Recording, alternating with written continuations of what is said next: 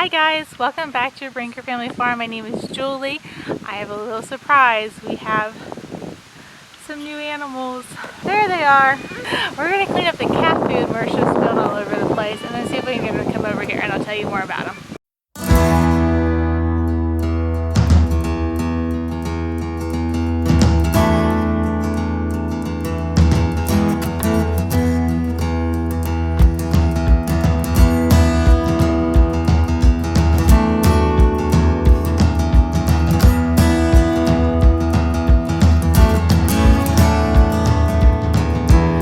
This one is a girl, and this one is a girl, and the rest of them are steers. So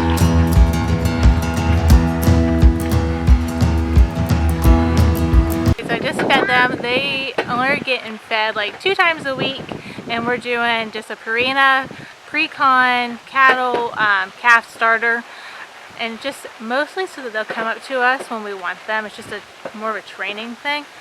We just got them a few days ago. They're looking like they're going to be really good calves. The 2 females, we're going to keep them back and hopefully get them bred next year, spring, summertime, and start building our own herd. And we're super excited about that.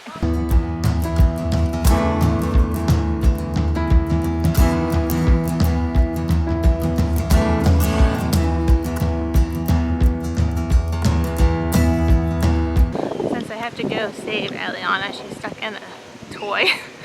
I thought I'd tell you a little bit about the cows.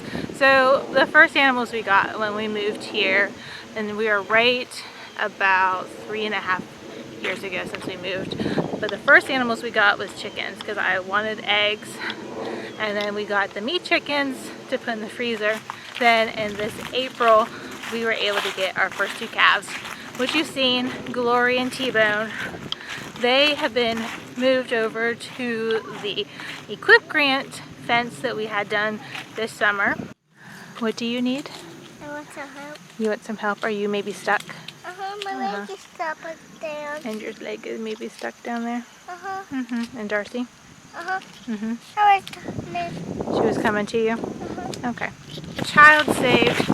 Darcy's put away. She was chasing the chickens, and I was trying to talk to you all about the cows. So the next thing I was going to tell you is when we were renting, we would watch the cows with the new babies, just kind of moseying around the pastures around our house. Bo was longing for a day that we could have our own cows, and the day has finally come. We were married 10 years in June, and he finally has his cows.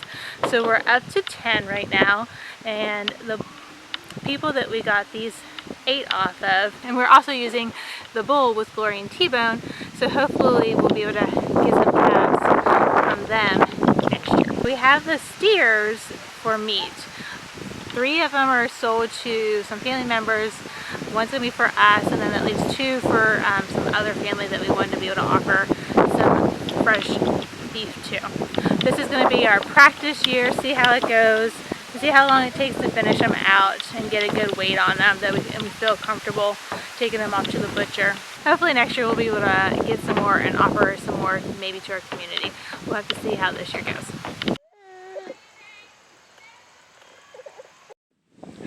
Hey guys, so it's been a few days since I started this video, but we're going to wrap it up.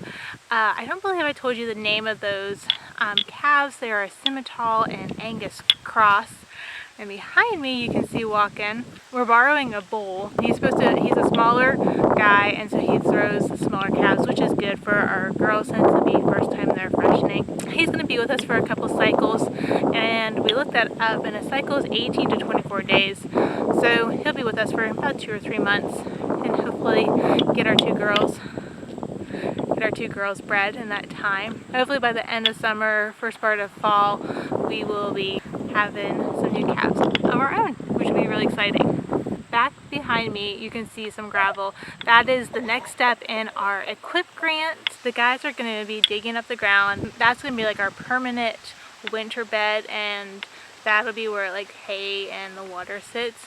So they're going to put the gravel down, and then we'll have cement on top of it. It's going to be 70 foot long, so it's going to be a nice size, in which we, in the future, if we want to, we can put a roof over top of it, but that's not part of the grant. That's our own doings, and anytime that we'd like to use that.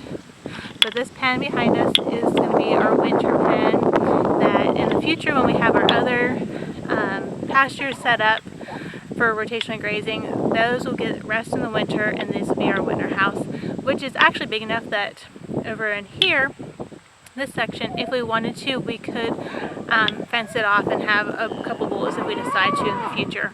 There's plenty enough room to do that.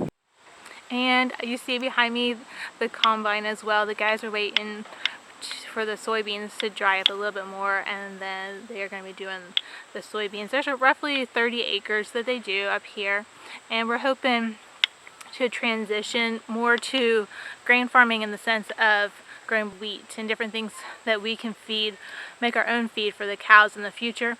But until then, that's what we're doing with this up here. And actually where the soybeans are right now is going to be future pasture. One day here in the next couple of years, once we have this all pastured in, we'll seed it real good with grass, and then hopefully within a few years we'll have a really nice pasture for these cows to graze in, and just another step into bringing it back to raising animals that are healthy and taken care of well. So the goal is to be able to have really healthy land, and that's one of our processes, is getting the soybeans off and transitioning this farm from only grain into growing some really healthy animals, which will take some time, we know that, but we're excited for the process, and hopefully when our kids are grown up, this will be something that they'll be proud of and appreciate as well. Alright, so one last little tidbit. I was doing a Google search while I was putting some laundry this morning to see what the actual price of increase is for per pound of beef since 2019. Beef has went up 99 cents.